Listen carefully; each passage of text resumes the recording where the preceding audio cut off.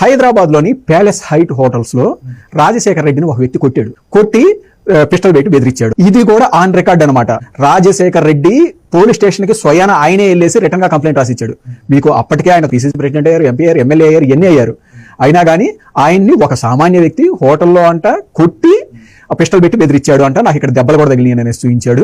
అలాగే opposite person కూడా వచ్చి కాదు ఫస్ట్ రాజశేఖర రెడ్డి నన్ను కొట్టబోయాడు, అందుకని నేను తిరిగి కొట్టాను, పిస్టల్ పెట్టాను అనేసి వాళ్ళు చెప్పారనమాట. అతను ఎవరు, ఎందుకు కొట్టాడు రాజశేఖర రెడ్డిని, ఇది చెప్పాలి కదా. హైదరాబాద్ లోని ప్యాలెస్ హైట్స్ హోటల్లో మీరు ఆర్మీ ఆఫీసరు ఇద్దరు ఒకరిపై ఒకరు కాల్పులు జరుపుకున్నట్టు వార్తలు వచ్చినాయి. అరెస్ట్ కు సంబంధించినటువంటి వార్తలు కూడా వచ్చినాయి. మీ ప్రత్యర్థి హత్య గావింపబడడంతో ఆ కేసుకు సంబంధించి మీరు తప్పించుకోవడానికి ఇలా జరిగింది అనేటువంటి ఆరోపణ.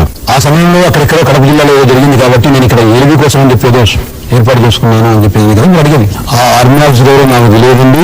అతను నన్ను ఎవరనుకొని నేను అటాక్ చేశాడో కూడా నాకు తెలియదు.